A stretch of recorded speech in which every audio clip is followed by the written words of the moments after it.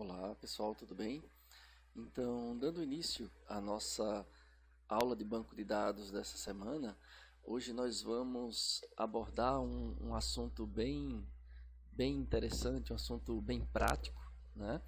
Que com certeza vai ser muito utilizado por todos nós durante nossa vida de programador, de desenvolvedor de software, né? Então, nós vamos dar continuidade àquela questão da integração entre a linguagem de programação e o SGBD. Nós já vimos uma integração mais geral, né, usando tecnologia ODBC, né, Object Database Connectivity. Mais especificamente, nós vimos, né, exemplos práticos, inclusive no contexto do JDBC, né, que é uma instância do ODBC para a linguagem Java, né, Java Database Connectivity. E hoje nós vamos adentrar no assunto que é o assunto do mapeamento objeto relacional, né?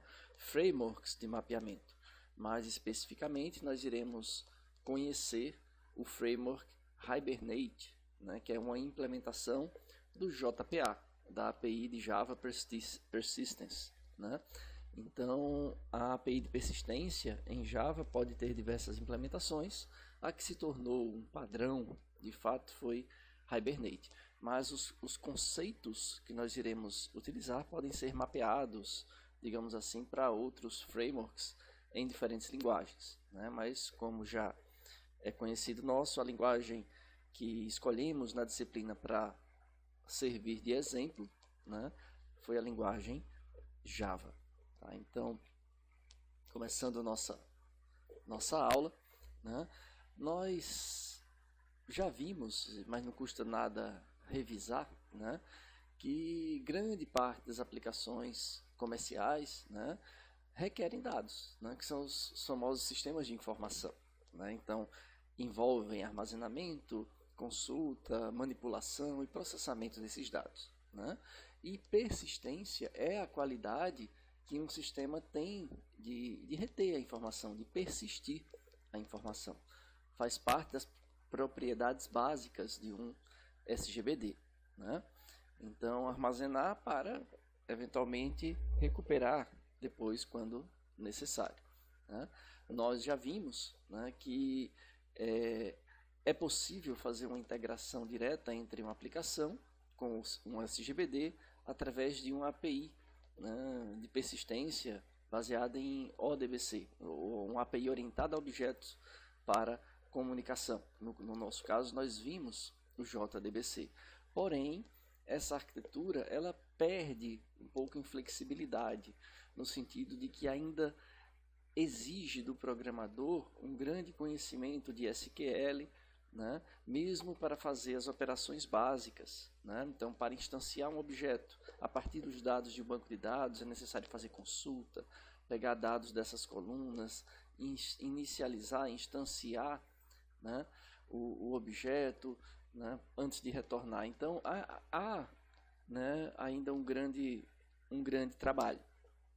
Tentando facilitar isso daí, surgiu o Hibernate, né, como nós iremos estudar um pouco mais. Então, o mapeamento objeto relacional, ele tem como objetivo aproximar a manipulação do banco de dados do que já é corriqueiro, usual no universo da orientação a objetos. Então, na orientação a objetos, nós manipulamos objetos que são instanciados a partir de classes. Então, basicamente, a nossa aplicação ela é um conjunto de objetos que se relacionam, que trocam mensagens, que chamam métodos uns dos outros, né? Então, quando a gente tem objetos, nós temos duas categorias de objetos, pensando em banco de dados. Objetos que têm uma certa representação no banco de dados, que é o que nós chamamos de objetos persistentes, né? Então, são instâncias, são objetos que representam tuplas, né, ou cujos dados, cujo estado está representado ou armazenado no banco de dados na forma de tuplas, né? Então, esses objetos são chamados de persistentes, enquanto os objetos que não contém ou não tem um relacionamento, uma ligação com nada armazenado no banco de dados, como as classes de controle, as classes da interface gráfica, né, seja gráfica ou não, mas os objetos decorrentes dessas classes, instanciados a partir delas, são considerados transientes. Quer dizer, são objetos que não têm armazenamento em banco de dados. Tá? Então, basicamente, são os dois tipos de objetos quando a gente analisa sob o ponto de vista de persistência de dados. Tá? Então, o elo de ligação entre a aplicação e o SGBD são os objetos persistentes. Tá joia?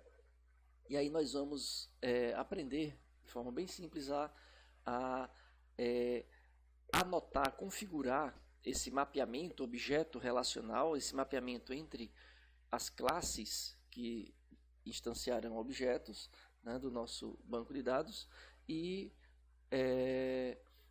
a representação, né, dessas classes, digamos assim, na forma de tabelas, né, ou do ponto de vista relacional do banco de dados. Então, um framework de mapeamento objeto relacional, como é o caso do Hibernate, ele é uma camada adicional colocada sobre o JDBC ou sobre o ODBC de uma maneira geral. Né? Então, acrescentou-se mais uma camada. Ao invés de ter duas camadas, né, agora temos 3 camadas antes do SGBD. Tá joia? Temos a nossa aplicação, o JDBC, e agora vamos acrescentar o Hibernate. Né? Então, o Java Persistence API. Então, o Hibernate ele vai entrar nesse espaço entre a aplicação e o JDBC. Em outras palavras, o Hibernate utiliza o JDBC. Nós continuaremos utilizando o JDBC, só que iremos abstrair mais e mais detalhes, né, de interação, ou detalhes de banco de dados, como SQL, construções de alguns SQLs corriqueiros. Vamos abstrair, né, facilitando a tarefa do desenvolvedor.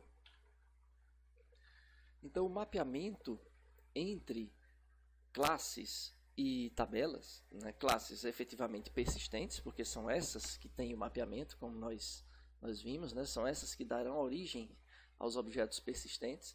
Né. Hoje em dia, esse mapeamento é feito utilizando anotações. Né. Então, na própria classe, nós recheamos ou preenchemos a classe com anotações que definem essas regras de associação entre entidade e a tabela correspondente a ela. Tá?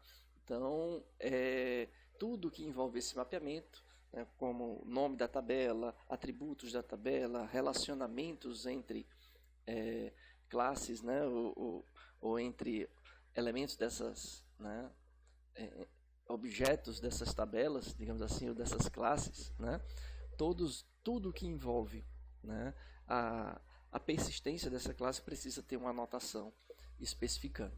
Então, há duas abordagens, basicamente, né? Abordagem top-down e abordagem bottom-up. Então, se você está desenvolvendo o sistema do zero, certamente a abordagem mais adequada é a abordagem top-down. Quer dizer, eu sou um desenvolvedor, então eu parto do pressuposto que a minha praia é programar. Então, eu vou especificar meu software, projetar meu software, programar minhas classes e, nas próprias classes de entidade, as classes que darão origem aos objetos persistentes, a gente anota, né, as regras de mapeamento para banco de dados. E, com isso, o nosso banco de dados ele é criado automaticamente. Então, eu parto do nível top, né, assumindo o top como a programação, e aí a gente deriva, né, as tabelas do banco de dados. Né? Já quando eu tenho um banco de dados já existente, um sistema já existente, eu também posso precisar construir as classes para, digamos assim, apoiar, né, esse banco de dados, ou para integrar, conectar com esse banco de dados. Então, aí eu tenho a abordagem bottom-up. Eu já tenho o bottom pronto, eu já tenho o meu modelo, digamos assim, lógico do banco de dados pronto, e aí eu vou integrar, vou anotar as minhas classes para que esse mapeamento seja adequado, seja correto. Né? Então, o que a gente vai utilizar, né, a implementação de JPA, do Java Persistence API, que a gente vai usar, é o Hibernate, pela simples razão que ele se tornou um padrão de fato. Né? É a implementação de JPA que se tornou um padrão. Né? Lembrando que o Hibernate ele fica sobre o JDBC, então nós continuaremos utilizando o JDBC. Tá?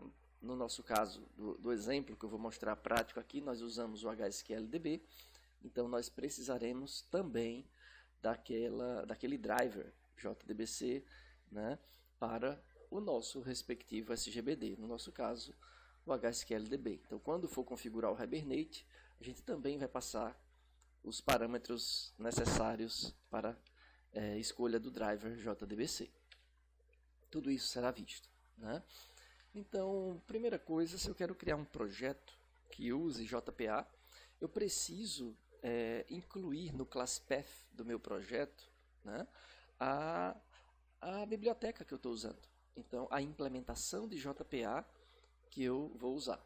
Né? No caso do Hibernate, tem um conjunto de .jars, aí, alguns jars. Né? Eu peguei essa lista a título de exemplo, está até defasada em termos de versão. Está aqui o exemplo até do Hibernate 3. Né? Mas eu quero ilustrar com ela que não vale a pena a gente ficar trazendo jars, baixando jars, não é a maneira mais produtiva de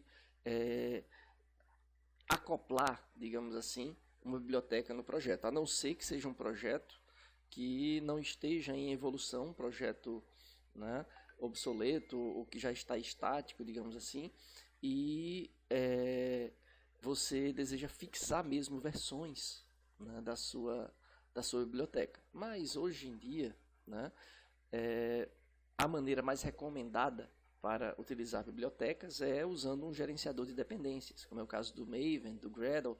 Né? Por exemplo, nós vamos usar o Gradle. Né? Os projetos que eu disponibilizo, né, para vocês, os zips que eu disponibilizo a título de exemplo, né, para ilustrar e até para a nossa aula ficar mais interessante com exemplos reais, né, eles utilizam o Gradle. Né? Então, uma simples dependência como essa daqui, ó, implementation, org, Hibernate Core 557 Final. Isso aqui já representa, esse ID representa a versão estável do Hibernate 5.5.7. Ah, mas são vários arquivos. O Gradle identifica quais são os arquivos, já baixa esses jars, já coloca na dependência do projeto. Então fica muito mais fácil de você implantar, de você compilar o projeto. Né? Não precisa gerenciar tantos jars. Mas se você quiser baixar os jars, né, do Hibernate e associar manualmente ao projeto, também pode. Né? É fácil encontrar no site do Hibernate um zip, o Hibernate Core, com todos os jars necessários. Né? Então, o nosso sistema de exemplo é o velho conhecido nosso sistema da locadora. Né? Então, nós vamos inicialmente adotar o banco de dados que nós já temos. Então, vamos adotar uma estratégia bottom-up, até para partir de algo que nós já conhecemos. Nós já temos esse banco de dados mapeado na nossa cabeça. Né? Nós já usamos em aulas anteriores. Então, a gente vai partir dele e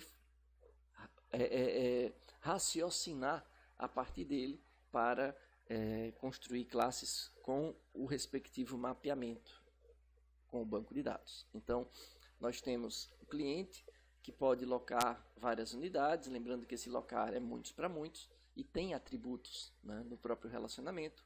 A unidade, né, está sempre associada a um filme que pode ter várias unidades, e a unidade pode ter áudio e legenda em diversos idiomas. Né, dois relacionamentos muitos para muitos.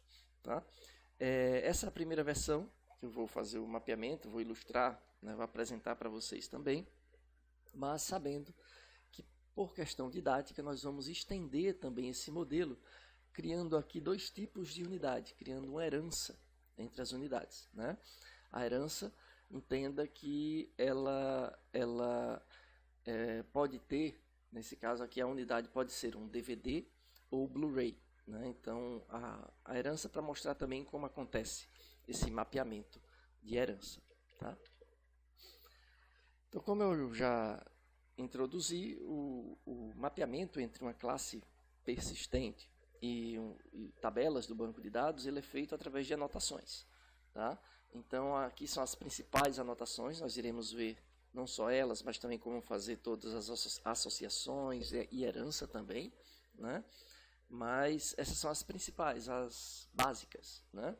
Então, toda classe, por padrão, ela é transiente.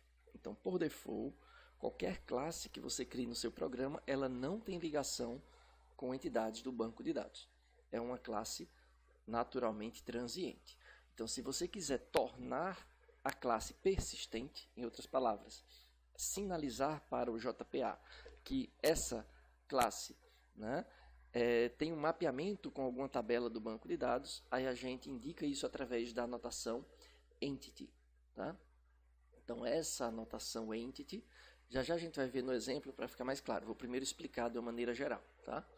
Então, a anotação entity, ela sinaliza que aquela classe é uma classe de entidade, é uma classe persistente. Tá?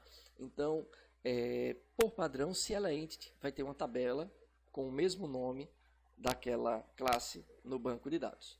Agora, se você quiser alterar o nome dessa tabela, que ela não tenha o mesmo nome da classe, é possível também. Para isso, você vai utilizar a anotação table, @table. Né? Essa anotação é opcional, nem todo entity necessita de um table. Ele pode ter. Se não tiver, vale o mesmo nome da classe. Tá? Então, a anotação table, você pode definir propriedades da tabela. Né? Uma dessas propriedades é o nome. Agora, partindo para os atributos dessa classe. Né? Do mesmo jeito que eu comentei que toda classe do meu programa, por padrão, é transiente. Se eu quiser tornar persistente, eu coloco @entity. Agora vamos assumir. Qual seria o padrão mais lógico para atributos? Estou falando agora dos atributos da classe. Se eu digo que a classe é entity, se a classe é persistente, então, por padrão, os atributos dessa classe seriam o quê? Também persistentes. Se a classe é persistente, quer dizer que vai ter uma tabela ligada a ela, ou associada, né, ou equivalente a ela no banco de dados. Então, os atributos dessa classe serão equivalentes por padrão a atributos dessa tabela. Né? Então, se por acaso você quiser, dentre esses atributos, né, você indicar qual é o atributo-chave, aí a gente vai usar a anotação ID. Tá? E se for chave composta, então você vai colocar ID em mais de um atributo. Cada atributo que tiver ID, ele faz parte da chave primária. Tá joia? Além do atributo ID, né, furando um pouco aí a fila, né, a ordem das anotações, só para ficar mais didático, né, o equivalente ao table para as colunas, para os atributos, é o que a gente tem no @column. Tá? Então, esse @column, do mesmo jeito que o table eu uso para definir propriedades, normalmente opcionais, né, de uma tabela, o @column eu uso para definir propriedades de uma coluna. Tá? Então, eu posso mudar inclusive o nome, porque por padrão o nome do atributo na minha tabela vai ser o mesmo nome do atributo na classe. Eu posso querer alterar esse padrão, não tem problema, eu uso o @column. Eu posso também querer definir outras propriedades, né, da minha coluna, por exemplo, dizer se ela é not null, né, se ela é obrigatória, né, nesse sentido, eu posso definir no @column, né, nos parâmetros usados no column. Beleza. Ainda ligado ao ID, tá, voltando um pouquinho para o ID, ele identifica a chave primária. Agora, é comum que quando a gente tem, né, um banco de dados, na prática, um banco de dados profissional, normalmente a chave primária é um atributo que é fake, é um atributo que não está na esfera da informação. Né? Ele não aparece no modelo conceitual, digamos assim, é um atributo artificial criado unicamente para indexar as tuplas daquela entidade. Né? Então, atributos desse tipo normalmente ou comumente utiliza números inteiros autoincrementáveis, tá? Então é possível gerar valores default para atributos, né? Para isso a gente identifica com a notação generated value, tá? O generated value ele tem como um parâmetro, né, o parâmetro strategy, quer dizer, qual a estratégia de geração desse valor, né, já que é um valor automático. Se você não fornecer nada para esse atributo, ele vai, né, gerar um valor default para ele, né? Então, o strategy, se você não passar nada, né, nenhuma estratégia, simplesmente generated value sem parâmetro nenhum, sem o argumento strategy, é como se você tivesse passado o generation type.auto, né, que é o tipo automático. Então, o que é o tipo automático? É aquele que você definiu no esquema da tabela, né? Então, o programa, o Hibernate não faz nada, ele continua passando nulo, né? Ou deixa o SGBD se virar para definir o valor. Então, isso é muito utilizado, esse auto, quando é uma estratégia bottom-up. Então, o banco de dados já está criado e aí ele já tem os autoincrementos já especificados na tabela e aí você deixa o generation type auto, né, que é a estratégia default, né?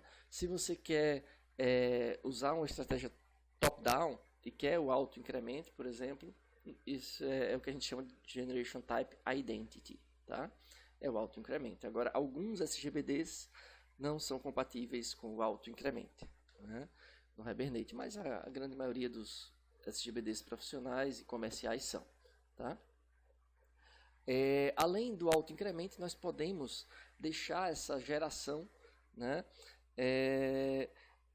ainda a cargo do SGBD, mas seguindo uma sequência nomeada, né, uma sequência criada por nós. Então, essa sequência a gente cria usando o Sequence Generator, tá? O Sequence Generator ele é uma outra notação complementar para a criação de sequência. Eu posso usar o Generated Value sem o Sequence Generator. Se eu quiser usar o Auto ou o Identity, que é muito comum, não preciso do Sequence Generator. Mas se eu quiser usar uma sequência predefinida, uma sequência, né, própria, né, criada por mim, aí sim eu vou precisar do Sequence Generator. Qual a vantagem? Ou quando eu preciso? Quando eu dependo do Sequence Generator, né? Por exemplo, quando eu tenho uma sequência compartilhada, né? Digamos que eu tenha várias tabelas e o ID entre essas tabelas ele não se repete. Então é um autoincremente, mas não um autoincremente para cada tabela. Se eu quiser um autoincremente só para uma tabela, é o identity, né? Ou auto, dependendo do esquema do banco de dados. Agora, se eu quiser um autoincremente, onde eu tenho alunos, professores, sei lá, e disciplina, e o ID desses caras nunca vai ser o mesmo. Não sei por que entrou a disciplina aí, mas foi o exemplo que veio na cabeça. Né? Então, se um aluno é 1, tem ID 1, certamente nem professor nem disciplina vai ter nenhuma com ID 1, porque é uma sequência compartilhada. Entende o que eu estou querendo dizer? Né? Então, para isso a gente precisaria criar essa sequência, né? Para criar, a anotação é o Sequence Generator, e aí eu dou um nome para essa sequência, o nome apenas para que eu use, né, na minha anotação, digamos assim, sequence, né, para poder eu passar o valor do parâmetro generator, né? Então o generator eu identifico pelo nome, né, o nome do sequence generator, né?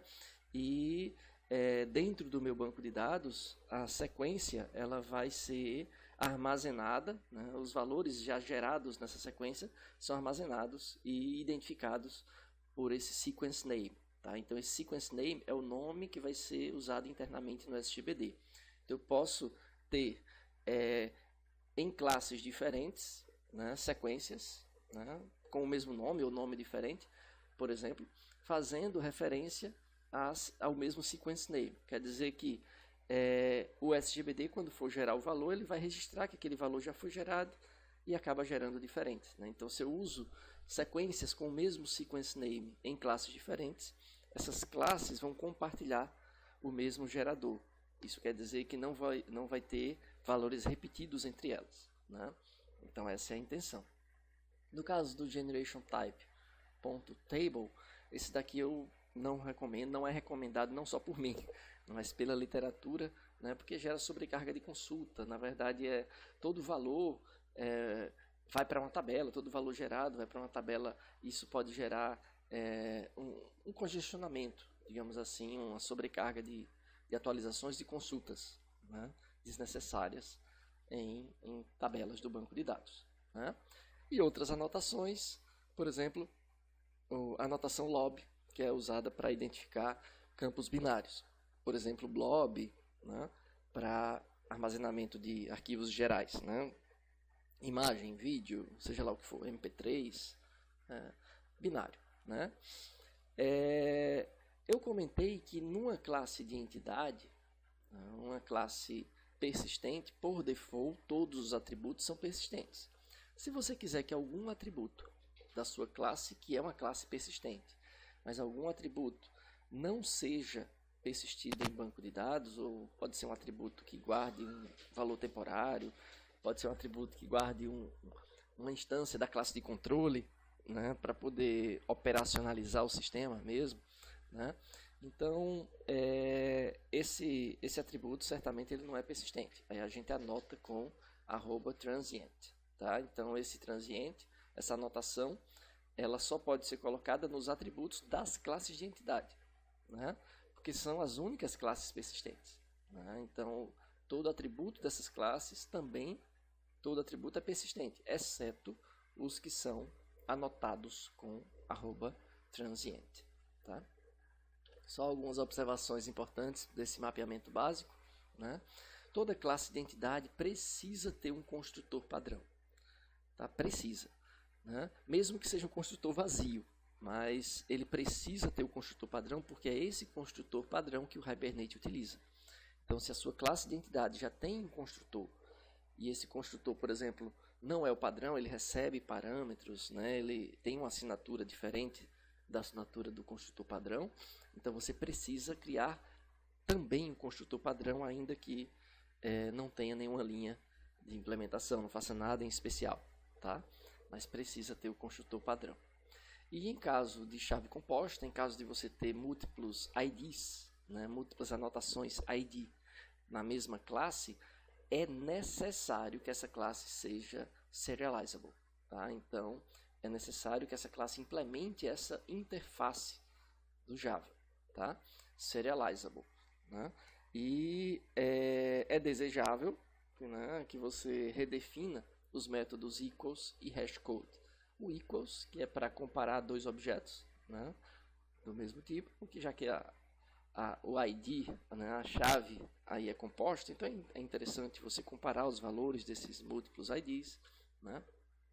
É importante redefinir o equals, tá? Assim como o hashcode, que nada mais é do que a geração de um código de hash para cada objeto. Isso vai influenciar, né, na localização dos objetos, né, em hash table, em hash maps, né, nas estruturas de dados, né, baseadas em dicionário, né, que a gente for utilizar, né? Então, o essencial é implementar serializable, tá? E é desejável implementar equals e hashcode, dependendo do que você julgue necessário, tá?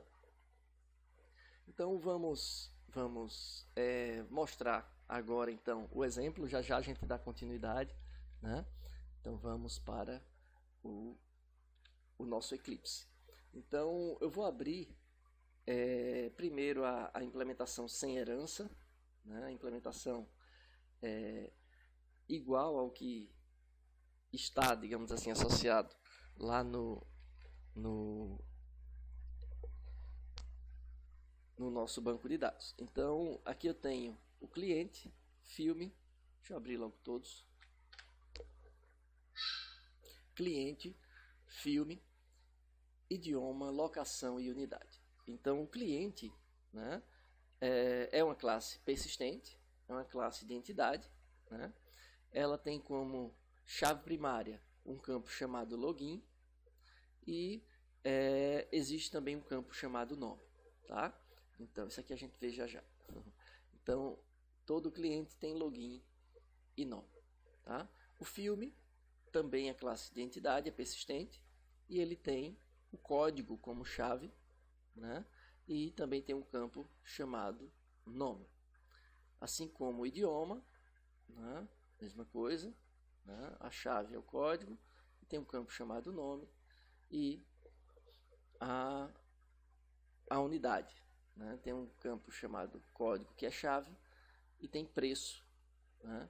O preço daquela unidade. Pronto. E essa locação, o que é a locação? Ela é uma classe persistente, mas note que no nosso mapeamento para o banco de dados, essa classe, na verdade, ela não existe, né? Por que não existe? Porque ela representa o relacionamento local. Por que foi necessário criar uma classe para representar o relacionamento local? Pelo fato desse relacionamento ele ter atributos. Então, se eu tenho atributos em um relacionamento, a gente já viu isso quando estávamos vendo mapeamento para diagrama de classes, né? Criando um modelo conceitual na forma de diagrama de classes. Isso faz com que o nosso relacionamento, nossa associação, tenha uma classe de associação. Então, deixa eu abrir aqui o diagrama, só para a gente ver. Pronto. Então, só para ilustrar um pouco melhor, aqui nós temos a representação orientada a objetos, digamos assim, daquele diagrama, né? Do modelo conceitual. Então, aqui a gente tem o cliente, tem um relacionamento muitos para muitos com unidade, porém há uma classe de associação. Isso aqui que eu me refiro, que é a alocação. Tá? Que tem data da alocação, data da devolução, além da ligação, né, para cliente, da associação para cliente e para a unidade. Né? A unidade tem duas associações muitos para muitos com o idioma, um chamado áudios e outro legendas, e uma associação um para muitos com filme. Tá joia? Então é isso aqui. Por isso que locação, se a gente olhar, ela tem os atributos data de locação, data de devolução, né? Além da associação, digamos assim, com o cliente e com unidade. Tá? Então é assim que fica a classe de associação. Né? Então, se eu tenho uma classe de associação que é muitos para muitos, então o cliente vai ter muitas locações e a unidade muitas locações. Mas cada locação é para um cliente e uma unidade. É a ponte entre um e um. Tá? Então, se a gente olhar a locação, é a ponte entre um e um. Mas se a gente olhar cliente, vai ter uma lista de locações. Se a gente olhar a unidade, também vai ter uma lista de locações. Tá? E agora a gente vai ver um pouco mais sobre justamente esses mapeamentos, né? Mapeamentos dos relacionamentos. Então, quando a gente tem uma associação, né, em orientação a objetos, uma associação entre classes é equivalente aos relacionamentos, né, entre as tabelas no modelo relacional, no modelo lógico. Então, a anotação que a gente vai empregar, vai adotar, vai depender da cardinalidade. Da cardinalidade que eu me refiro, a cardinalidade da associação, a cardinalidade do relacionamento. Tá? Então, pode ser um para muitos e muitos para muitos. Só com um pequeno detalhe, né? Me permita retornar aqui para o nosso Eclipse. Do ponto de vista da anotação, né, da classe que eu estou anotando, vamos pegar esse exemplo aqui entre unidade e filme. Tá? Eu tenho aqui uma classe filme, e a classe filme está associada a várias unidades. Já do ponto de vista da classe unidade, ela está associada a quantos filmes? A um único filme. Então, o relacionamento, a cardinalidade do relacionamento é um para muitos. Né? Mas, do ponto de vista da classe unidade, eu poderia dizer que é muitos para um. Do ponto de vista de filme, é um para muitos. Então, um filme para muitas unidades. né? Então, muitas unidades para um filme. Então, a gente tem que anotar de acordo com a perspectiva da classe que está sendo anotada. Tá? No caso de filme, é 1 para muitos. No caso de unidade, é muitos para 1. Tá? Então, é por isso que a gente tem tantas associações. Aqui, ó, one to one, one to many to many. Ainda tem o many to one, né? Que são as anotações, né, de acordo com a cardinalidade e o ponto de vista da classe que está sendo anotada. Né? Então, a regrinha geral que eu quero frisar aqui antes de explicar, que eu acho até melhor explicar no código, né, é que em um dos lados a gente vai precisar indicar a chave estrangeira, obviamente. Né? Todo relacionamento ele tem como consequência a geração de pelo menos uma chave estrangeira. Né? Então, a geração da chave estrangeira vai precisar existir, né, em um dos lados. Agora, só em um dos lados, para evitar inconsistência. Do outro lado, a gente vai usar um parâmetro chamado mapped by. Então, o que significa o mapped by? O mapped by, ele significa o nome do atributo lá na outra classe que aponta para o meu objeto. Então, eu vou para o código para ficar menos filosófico e mais prático. Né? Então, vamos lá. Vamos, por exemplo, para o filme e unidade. Tá? Então, do ponto de vista de filme, aqui eu tenho várias unidades. One to many.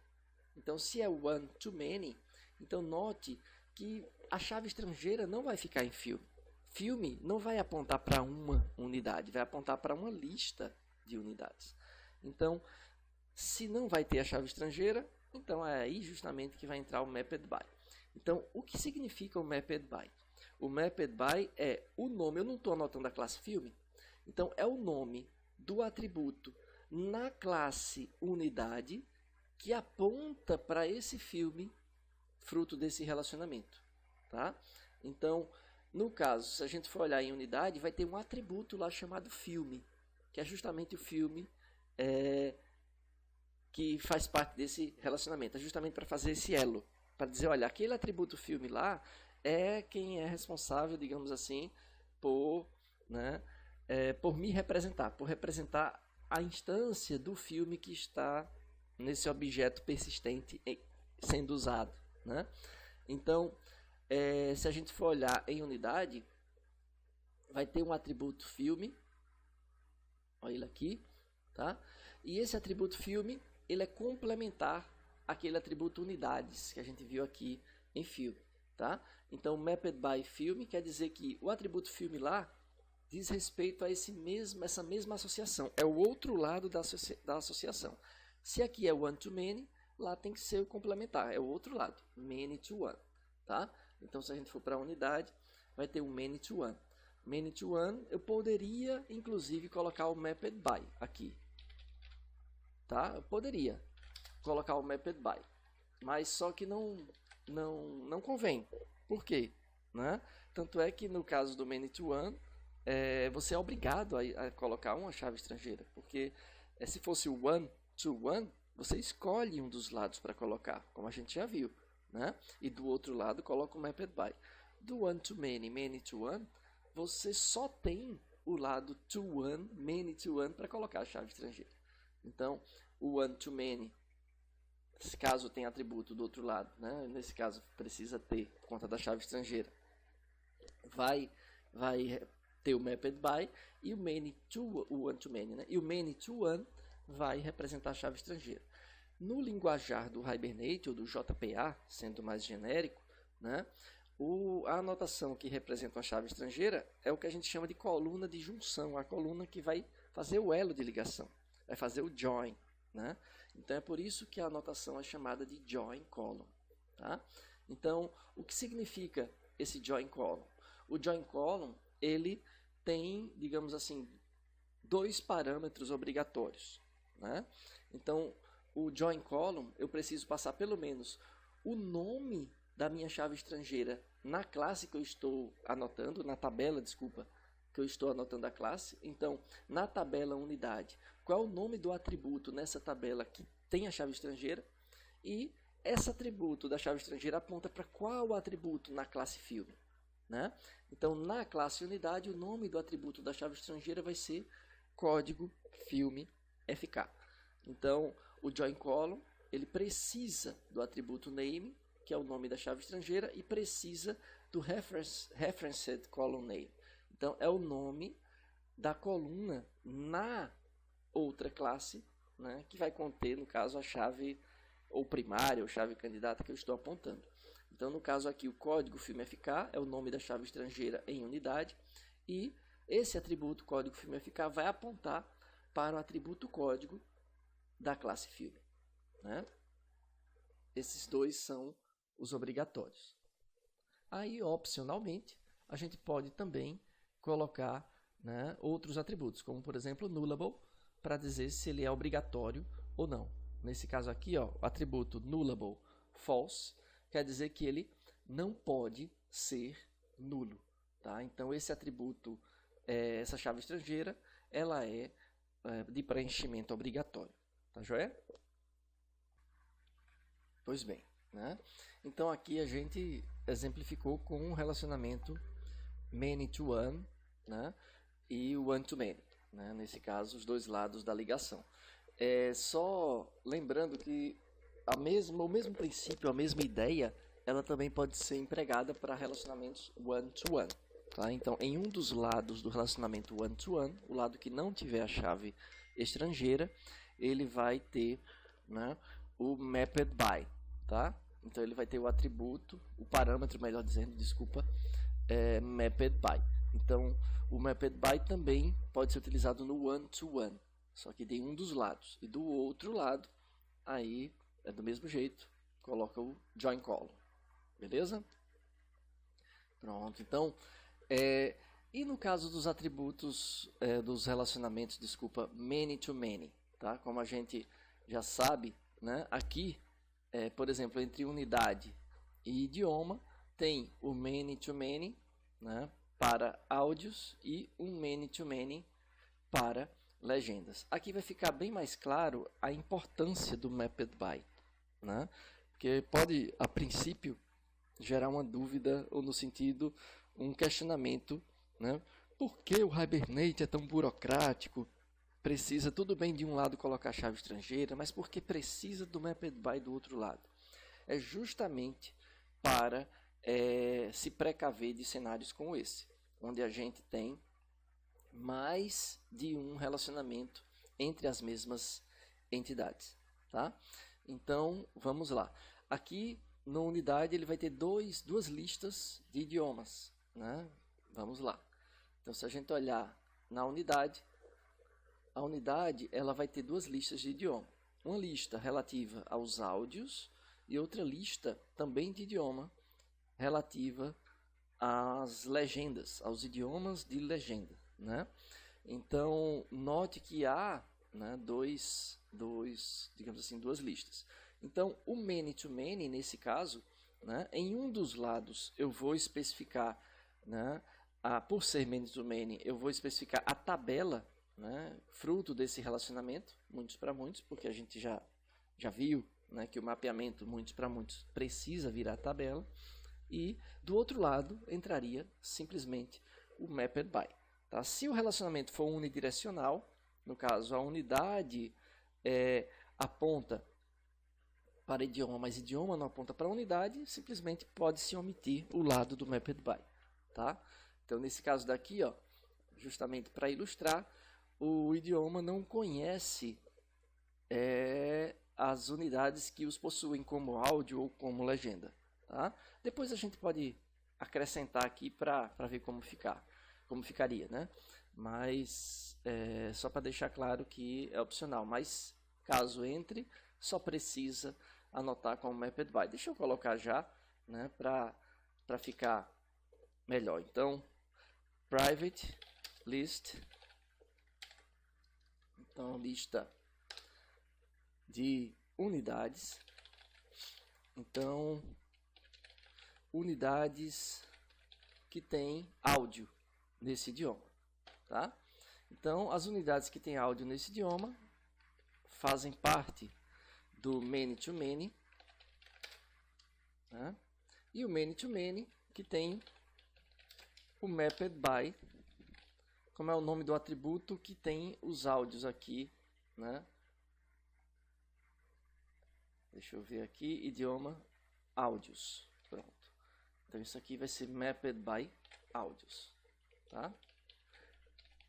Para evitar a fadiga, Ctrl C, Ctrl V, unidades, legenda, que tem como legenda o idioma atual, né?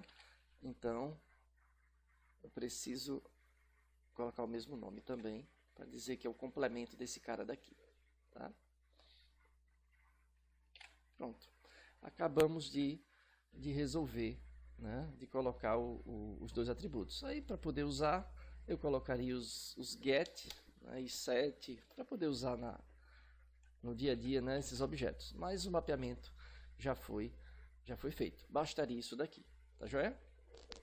Então vou só apagar,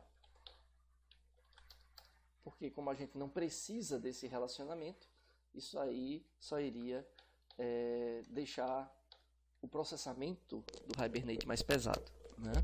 Porque como a gente vai ver, para consultar esses objetos, a gente instancia, inclusive, os atributos ligados a eles, tá?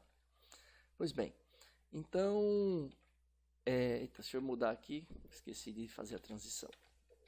Então, é assim que a gente faz esse mapeamento, né, respeitando a cardinalidade, sempre de um dos lados colocando mapped by, do lado que tem a chave estrangeira, a gente coloca a chave estrangeira.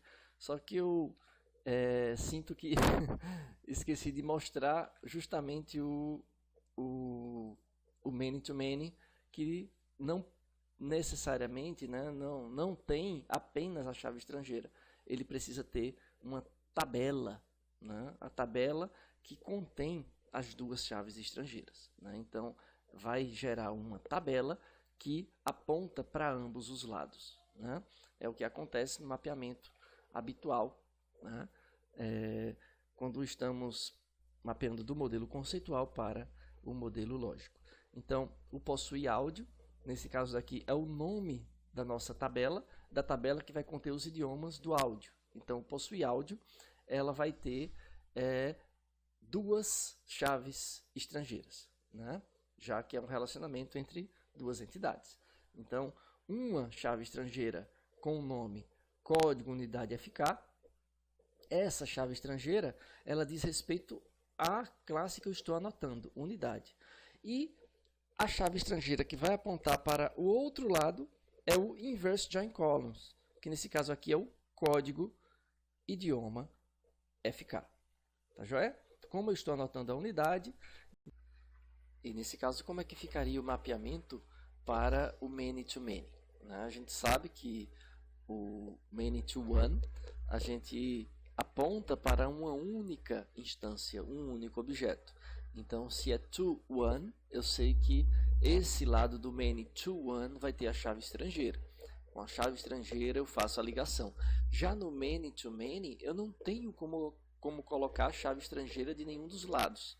Então, por essa razão, a gente já viu, inclusive no início, né, da nossa disciplina de banco de dados, que o mapeamento do modelo conceitual, né, os relacionamentos many-to-many precisam virar tabelas.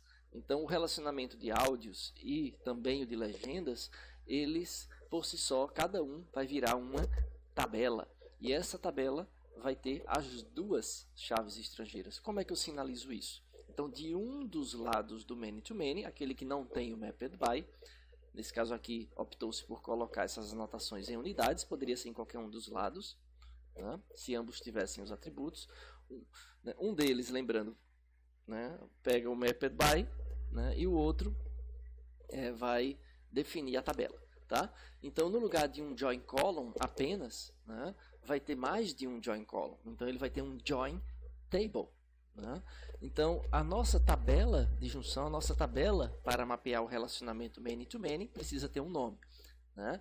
Então, o nome escolhido para a nossa tabela, no caso da lista de áudios, né, de idiomas de áudio, a gente chamou de possuir áudio. Tá? Então, o possuir áudio é o nome da tabela que vai conter essas duas chaves estrangeiras. Lembrando que nós estamos anotando na classe unidade. Então, qual é a chave estrangeira que aponta para a unidade? A gente chamou de código unidade FK. Tá? E também acrescentamos a propriedade, né, opcional de que ele é obrigatório, não pode ser nulo. Tá? Obrigatório, em termos de definição aqui, seria o nome. Tá? Então, a chave estrangeira que aponta para a unidade tem como nome código unidade FK. Como eu estou anotando em unidade, a primeira join column diz respeito a ela. E o inverse join columns, né, do outro lado, né, o inverse join columns, aí sim é o join column que aponta para o outro lado, que é o lado do idioma. Tá? Então, código idioma FK. Se por acaso eu estivesse colocando essas anotações do join table, né, no lado do idioma, aí isso aqui precisaria ser invertido. Né? Se a anotação estivesse do lado do idioma, o join column, né, fruto desse, né, para especificar o primeiro join columns, seria código idioma FK. E o inverse seria código unidade FK, se a anotação estivesse do outro lado. Lembrando que o join columns, né, que vem primeiro, sempre diz respeito à classe que eu estou anotando. Né? E o segundo, o inverse join columns, né, ele vai fazer referência a outra classe, nesse caso aqui, idioma. Tá joia? Então é só não esquecer disso daí. E no caso, como eu estou anotando em unidade, se por acaso o idioma tivesse os atributos, lembrando, né, que a gente apagou já, ele teria o mapped by. Né? Não precisa colocar o join table dos dois lados. Até pode, mas é desnecessário. Né? E lembrando que se tiver dos dois lados, vai ter que estar invertido de um lado e do outro. Né? Em unidade, o join column é o código unidade e o inverse código idioma. Em idioma, o contrário. Então, para evitar esse trocadilho, de um dos lados usa mapped by e do outro usa o join table. Né? Fica tudo certo. Tá joia? Voltando aqui, né, dando continuidade. Então, o join table, né, precisa definir o nome da tabela e as chaves estrangeiras. A chave estrangeira ou as chaves estrangeiras que compõem, né, primeira referência, que é o join columns. Né, a primeira referência que eu me refiro é a referência, a chave estrangeira para a entidade da classe que eu estou anotando. Né, no nosso caso ali, seria as unidades, né, no nosso exemplo. E o inverse join columns faz referência a outra classe, a classe do tipo da lista, do atributo que eu estou anotando. Então, primeiro diz respeito à classe que eu estou anotando e o inverse join columns ao atributo que eu estou anotando. Tá joia?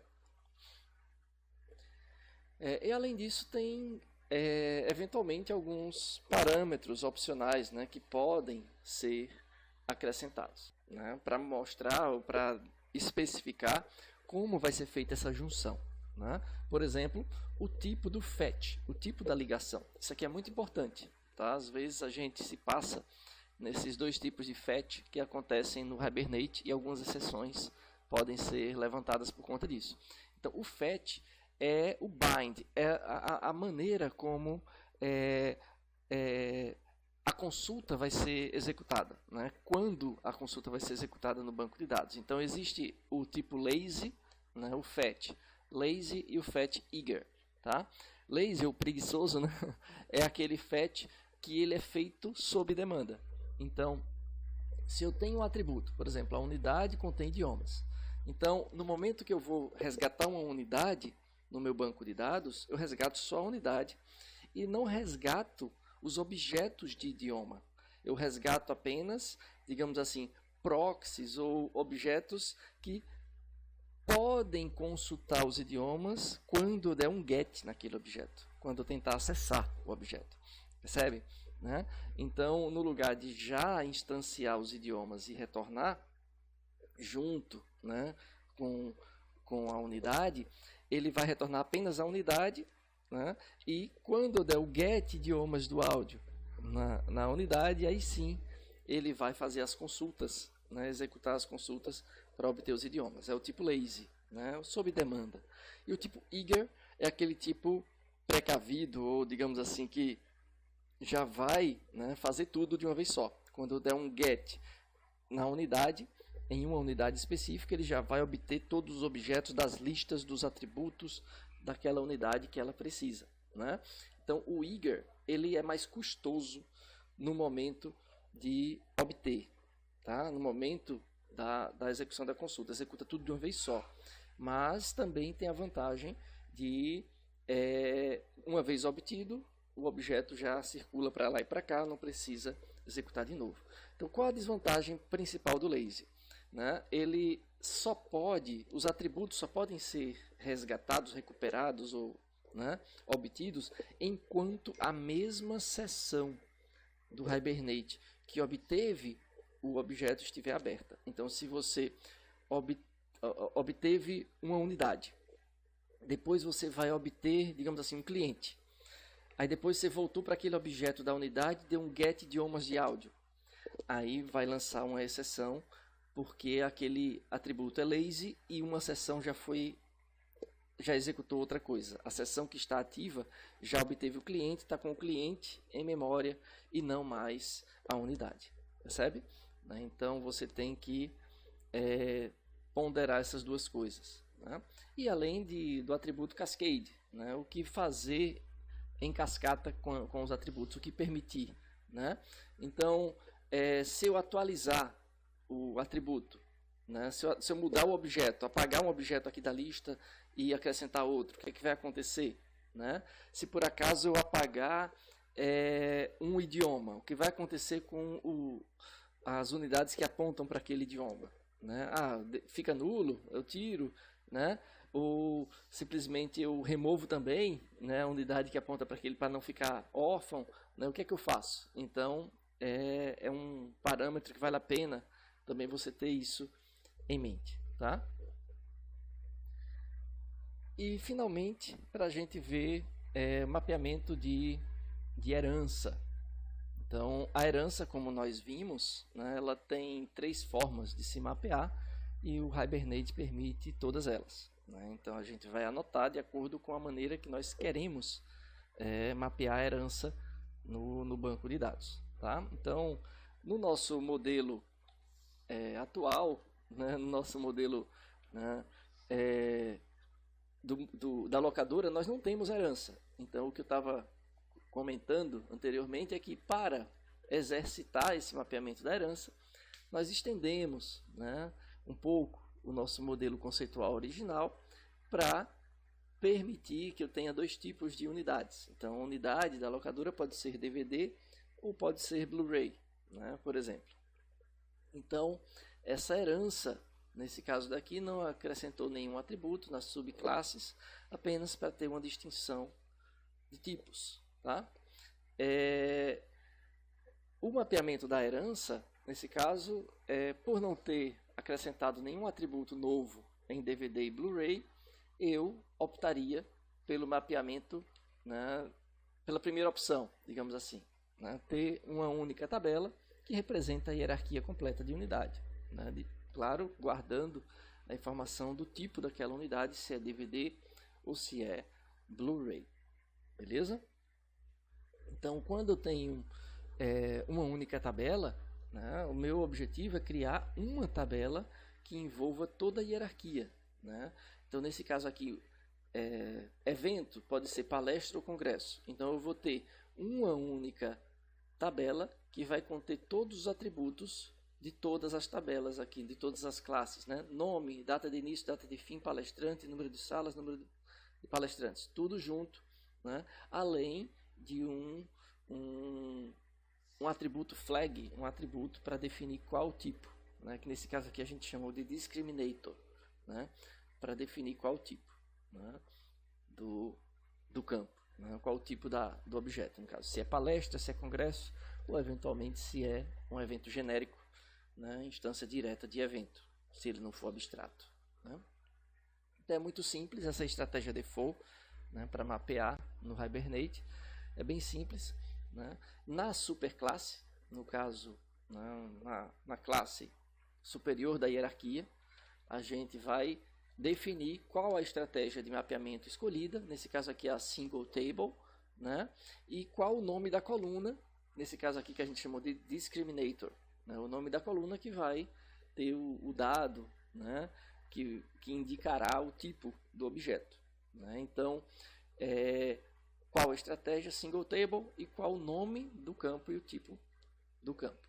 Em cada uma das subclasses, a gente precisa identificar o discriminator value, tá? Lembrando que se a superclasse não for abstrata, ela precisa ter um discriminator value também, né? Porque pode ter instâncias diretas do supertipo, tá? Então, toda classe concreta precisa ter um discriminator value. No caso do mapeamento, né, de uma tabela para cada classe concreta, né, aí digamos assim, apesar de cada classe concreta virar uma tabela, os atributos da classe abstrata são repetidos nas classes concretas, tá? Então, assumindo se evento fosse abstrato, por exemplo, a palestra ela vai conter nome, data de início, data de fim, né? Tanto a palestra quanto o congresso, né? Porque são atributos herdados, mas são repetidos nas duas tabelas. E se evento por acaso for concreto também, aí cria-se 3 tabelas, só que com esses atributos repetidos nas 3. Percebe? Né? Nesse caso aqui, inclusive, as 3 são concretas, né? Nenhuma aqui está em itálico, né? As 3 classes são concretas, né? Então, a vantagem desse mapeamento de uma tabela para cada classe concreta é que se evita joins no momento das consultas, né? As consultas normalmente são mais rápidas, porque o join já é feito a priori, né? Nas 3, né? Em todas as tabelas da hierarquia, né? Enquanto na última estratégia de mapeamento não é feito esse join, né? Cada campo é guardado na sua respectiva tabela, né? Então a vantagem do mapeamento da segunda opção, né, de uma tabela para cada classe concreta, digamos assim, o tempo de consulta normalmente é melhor, tá?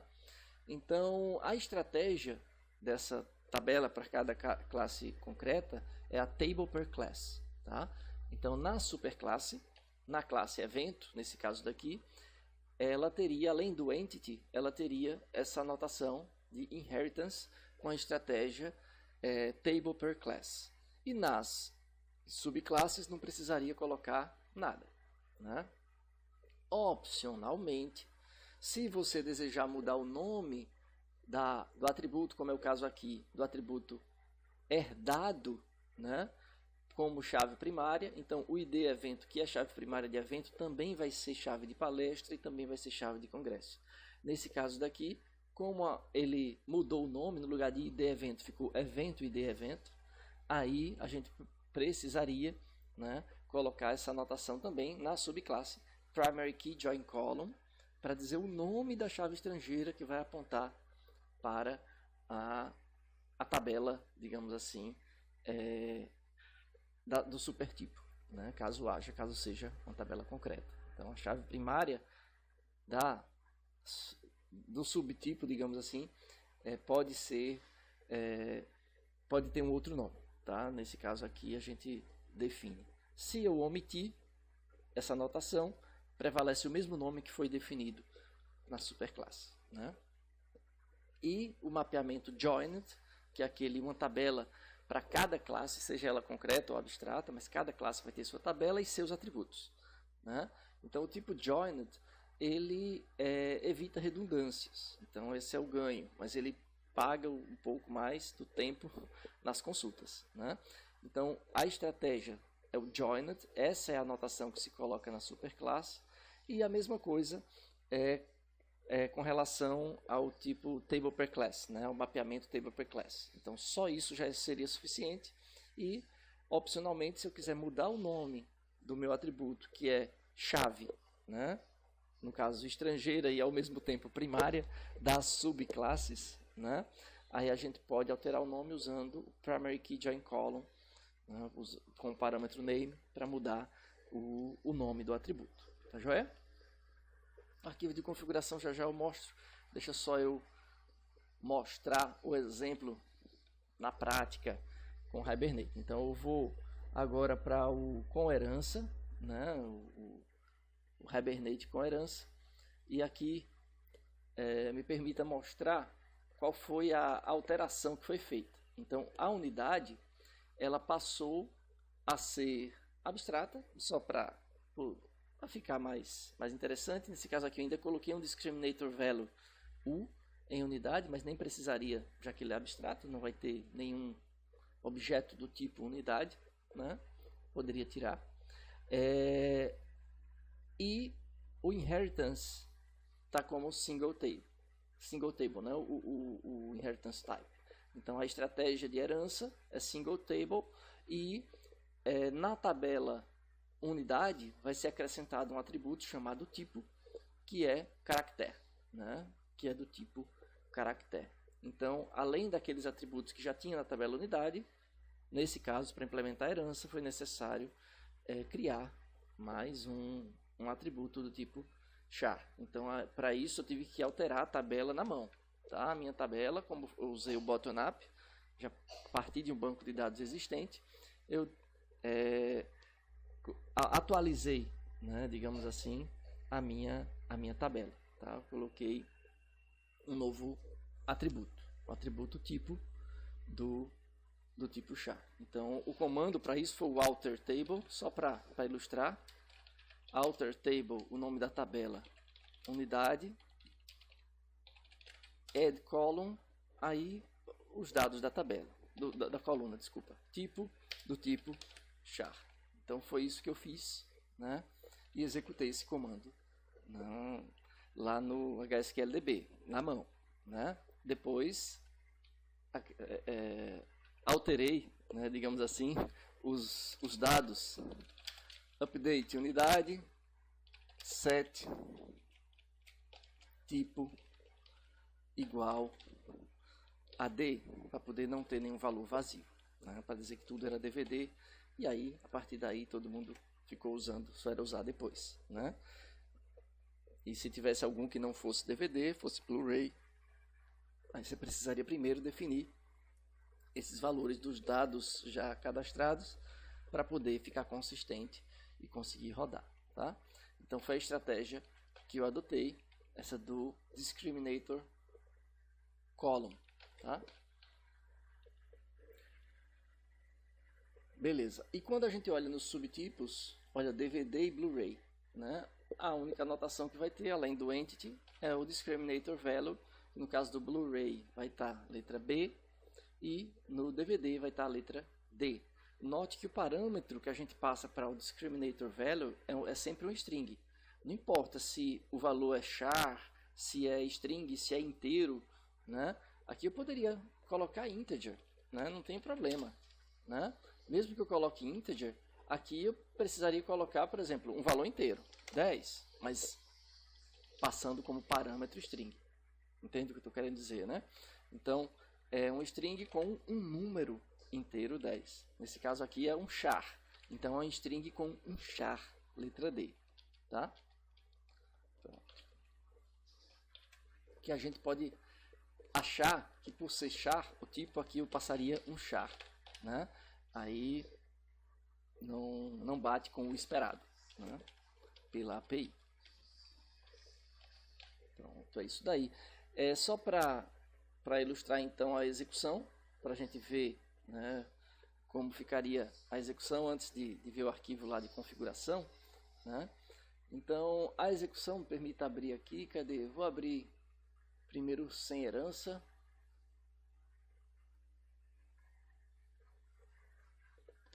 Basicamente foi a mesma coisa aqui que foi feita, né?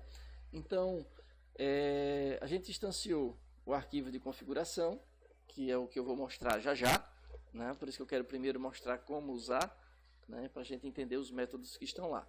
Então, esse arquivo, essa classe foi criada por nós. Tá? Já eu vou mostrar como ela está.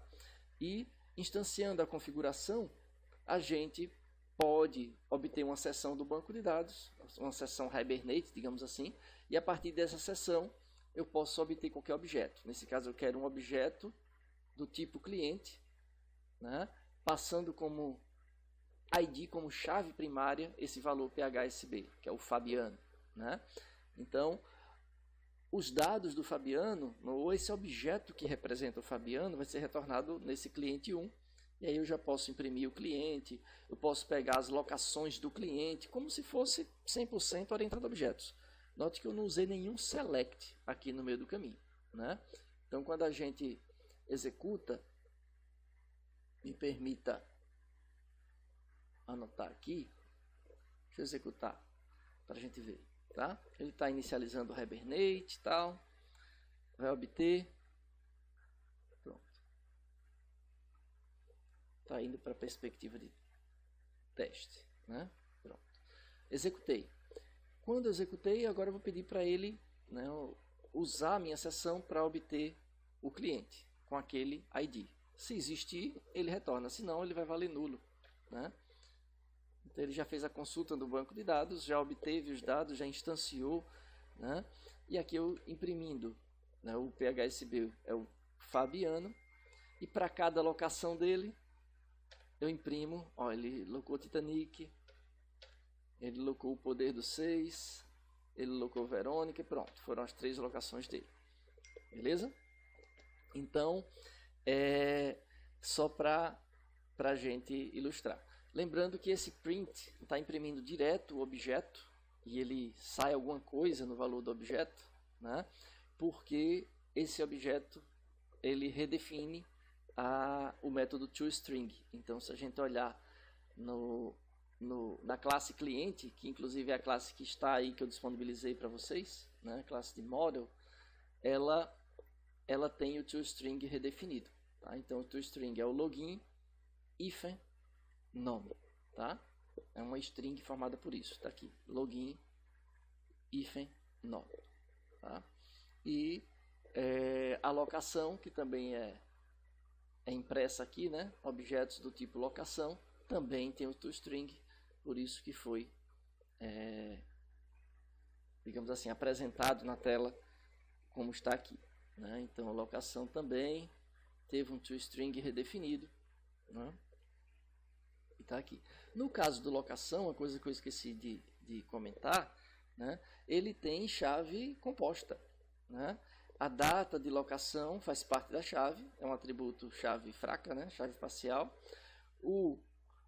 A chave login cliente FK também faz parte. E a chave estrangeira, código unidade FK, também faz parte. Todos são ID. Por essa razão que o locação implementa serializable. Tá? Ele precisa implementar serializable porque a chave é composta. Tá joia? E como recomendação, eu também redefini o método equals para verificar, né, se o cliente, a unidade e a data são as mesmas. Se forem as mesmas, é igual. Retorna true. Caso contrário, vai retornar false. Né? E o hashcode, eu fiz uma fórmula qualquer aqui, né, peguei o hashcode original, mais o do cliente, menos o da unidade, mais o da data. Só para considerar os 3 atributos, ficar com mais chance de ser único. Isso daqui. Né? Muito bem. Pois bem.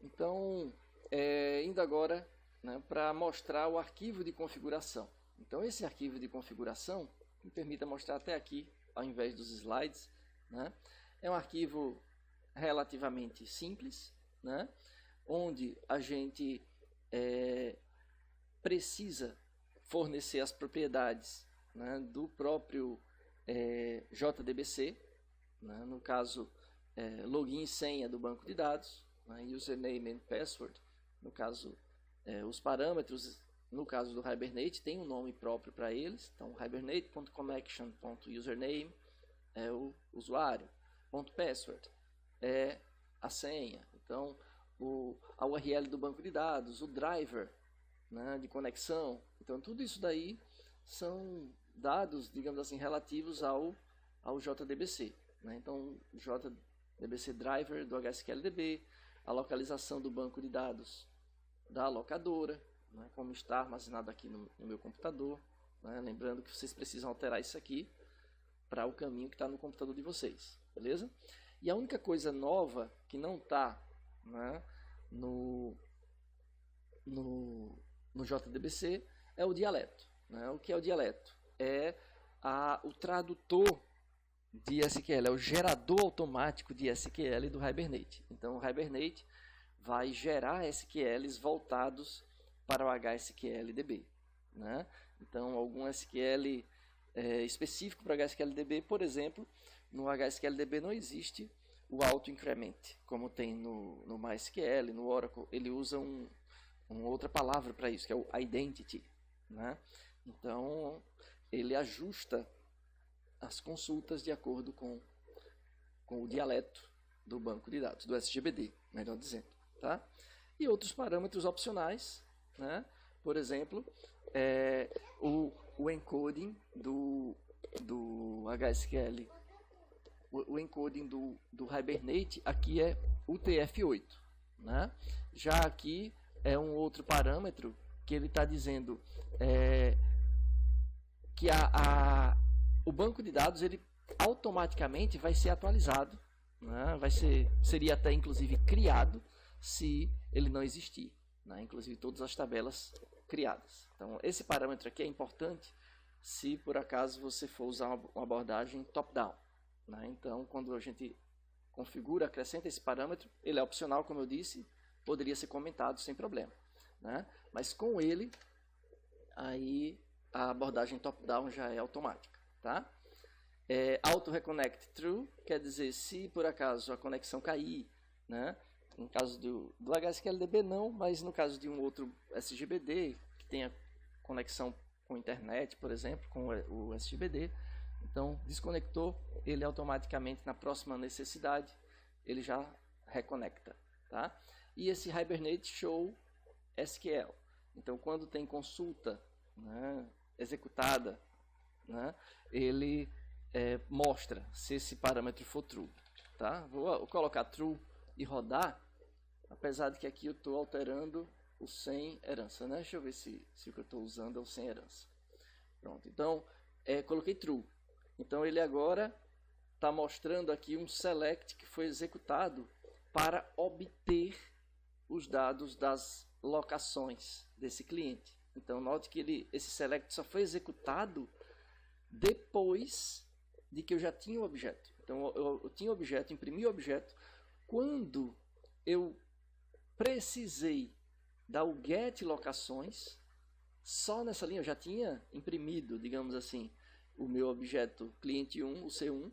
Quando eu precisei obter todas as locações, aí sim, nesse momento, o select foi gerado e executado. Né?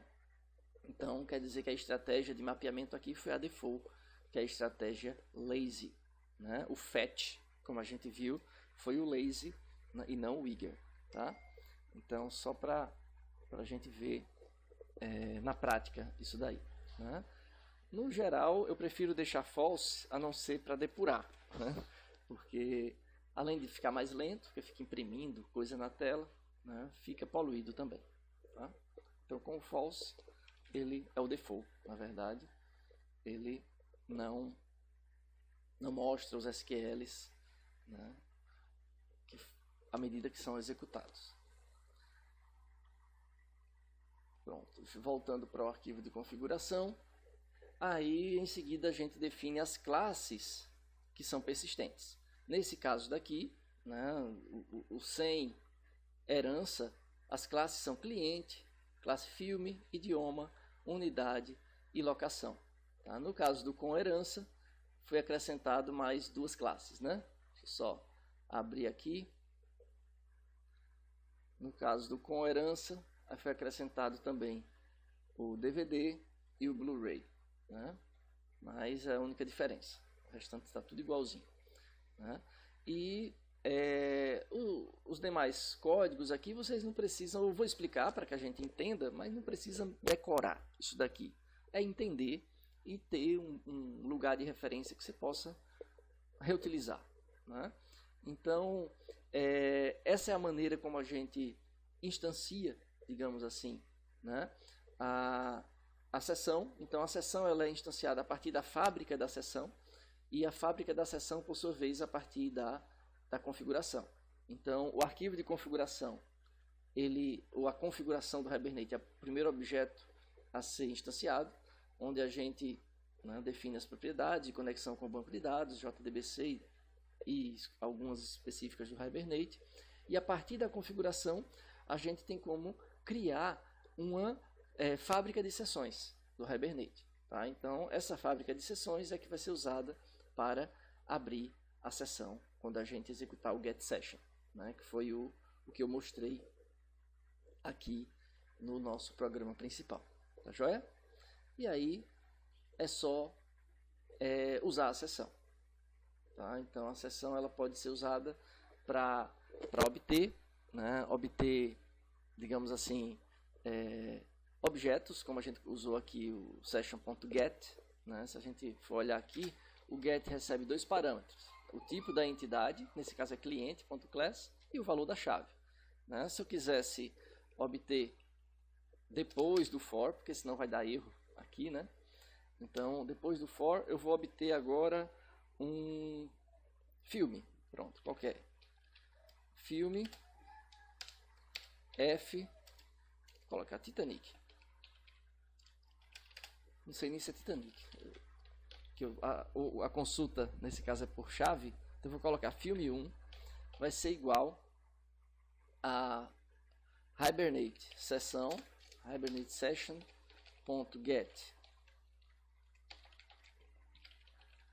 filme.class.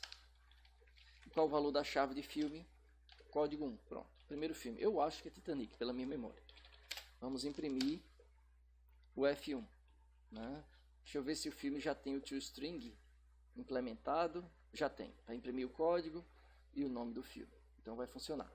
Aí aqui ele já vai imprimir, depois de tudo, o nome, os dados desse filme, que é o Titanic mesmo. Né? Tá aqui. Então, só para a gente acrescentar um novo filme, por exemplo, deixa eu só testar aqui, pedir para rodar um filme, né, obter o filme com código qualquer, aqui um código 100, e eu tentei imprimir, tá? A gente vai ver que esse filme não existe. Eu vou comentar essa obtenção do filme e filme novo igual a um novo filme qualquer de código 100, e por falta de criatividade, nome do filme novo vai ser o nome do filme, tá? Então a gente já tem um objeto aqui que não é persistente, mas a gente quer persisti-lo, né? Então a gente vai pedir a nossa sessão do Hibernate para persistir, tá? Vou tentar sem criar uma transação por enquanto, né, para ver se vai funcionar. Então save novo para a gente ver se dá tudo certo. Aí depois a gente já obtém o dado e imprime. Vamos ver se dá certo.